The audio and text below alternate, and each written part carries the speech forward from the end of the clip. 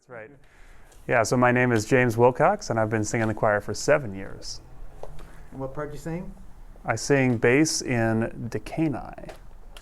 I remember when I joined the choir, and I had been to a couple services on Sunday nights, and I remember the first time I ever attended a service, Rebecca Gilmore told me to get here early if I wanted a seat. So I got here super early and listened. And then when I joined the choir, I was a substitute at first for a member who was on leave in the summer, and then never left basically as a substitute. So I think feeling really welcomed from day one is one of my highlights. We always assign kind of another choir member to help you onboard and feel like you belong here, and I really appreciated that. I really like the way that the choir over my tenure, and I gather this may not be the case historically, but over my tenure at least, we've been tacking very deliberately towards the cathedral as a community. And so I really have enjoyed all the services that we've done with the cathedral choir and kind of antiphons or anything where kind of we got multiple choirs going. Rebecca's wedding. I'm trying to think what else is like that. Special occasions, basically, where we feel like we're part of the team here. That's always good. Another example of a highlight would be the pilgrimage. Obviously, I heard a lot about was it 2000? Yeah, so the choir was last there in 2000, and then we went in 2019, and it was really fun to get to know people better, become better musicians, learn about the cathedrals that we were staying at. So that was another highlight. But yeah, for me, they're totally different. Like a night when I'm canting, I wouldn't exactly call it leadership, but it's definitely a lot more pressure. And I remember when I first joined the choir, every night was kind of like that, even when I wasn't canting, just, feeling like the choir has such a high musical level, and it's a little unfair to new people because the choir has this reputation for, we just know the repertoire, right? Most of the people in the room know the repertoire, and so if you're new, they don't always tell you this in advance. They don't always tell you that, oh yeah, we do this every year, So you feel like everybody's sight reading in the room, and you feel like you're making lots of mistakes and everyone else is singing it perfectly, but actually they sang it last year and they just remember it.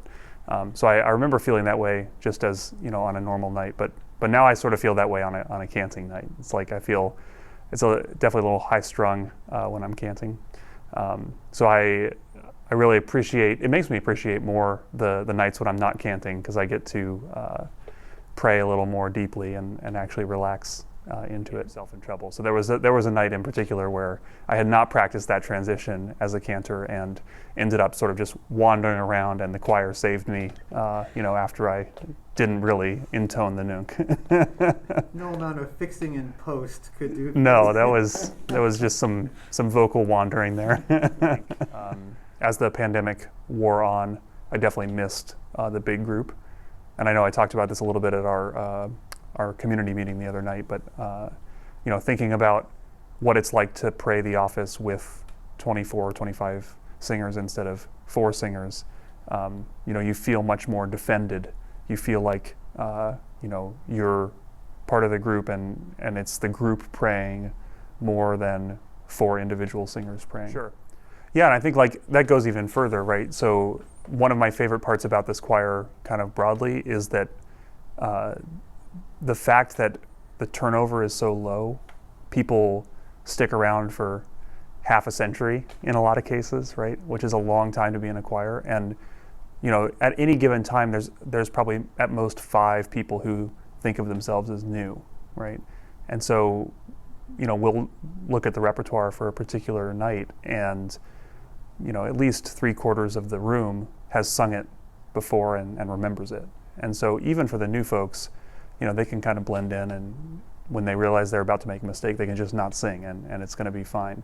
And that's really hard to find in a choir that has that much stability, both in terms of membership and in terms of repertoire, to be able to achieve that on the kind of minimal amount of rehearsal that this choir undertakes. Yeah, I mean, I think we haven't really figured out, what the stable arrangement is going to be between the two choirs, but definitely want to make it a permanent thing and want the women's choir to feel like they belong here too, and that we defend each other, I guess, to go back to that.